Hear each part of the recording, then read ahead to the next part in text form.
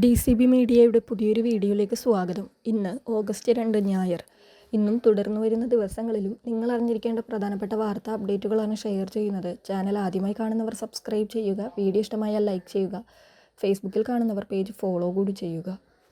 ആദ്യത്തെ അറിയിപ്പ്, സംസ്ഥാനത്ത് ഇന്നുകൂടി തീവ്രമഴയ്ക്ക് സാധ്യതയെന്ന് കേന്ദ്ര കാലാവസ്ഥാ വകുപ്പ് അറിയിച്ചിരിക്കുകയാണ്. തീവ്രമഴ കണക്കിലെടുത്ത് തിരുവനന്തപുരം, കൊല്ലം ഒഴികെയുള്ള ജില്ലകളിൽ ഓറഞ്ച് അലർട്ട് പ്രഖ്യാപിച്ചു. പത്തനംതിട്ട, ആലപ്പുഴ, കോട്ടയം, ഇടുക്കി, എറണാകുളം, തൃശൂർ, പാലക്കാട്, മലപ്പുറം, കോഴിക്കോട്, വയനാട്, കണ്ണൂർ, കാസർഗോഡ് ജില്ലകളിലാണ് ഞായറാഴ്ച തീവ്രമഴ മുന്നറിയിപ്പുള്ളത്. ഒറ്റപ്പെട്ടയിടങ്ങളിൽ അതിശക്തമായ മഴയ്ക്കുള്ള സാധ്യതയാണ് പ്രവചിച്ചിരിക്കുന്നത്.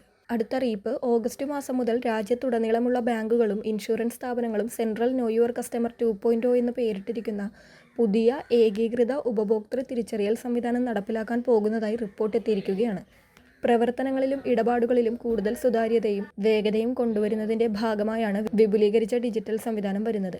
ഇനി മുതൽ ബാങ്ക് അക്കൗണ്ട് തുറക്കുന്നതും ഇൻഷുറൻസ് എടുക്കുന്നതും മ്യൂച്വൽ ഫണ്ടുകളിൽ നിക്ഷേപിക്കുന്നതും എളുപ്പമാകും.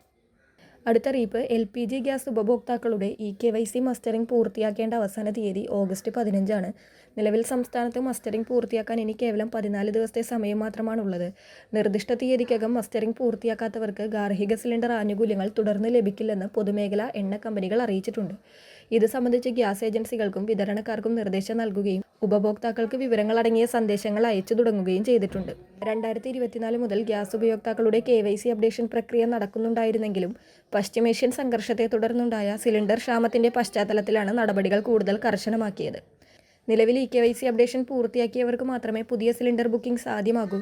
കണക്ഷന്റെ യഥാർത്ഥ ഉടമകൾ തന്നെയാണ് ഗ്യാസ് സിലിണ്ടർ ഉപയോഗിക്കുന്നതെന്ന് ഉറപ്പുവരുത്താനാണ് കമ്പനികൾ ഈ നടപടി സ്വീകരിച്ചു വരുന്നത്. ഏജൻസികൾ വഴി തികച്ചും സൗജന്യമായാണ് ഈ ബയോമെട്രിക് അപ്ഡേഷൻ സൗകര്യം നൽകുന്നത്. ആധാർ കാർഡും ഗ്യാസ് കണക്ഷൻ ബുക്കുമായി ബന്ധപ്പെട്ട ഗ്യാസ് ഏജൻസിയിൽ നേരിട്ടെത്തിയാണ് ഇത് പൂർത്തിയാക്കേണ്ടത്.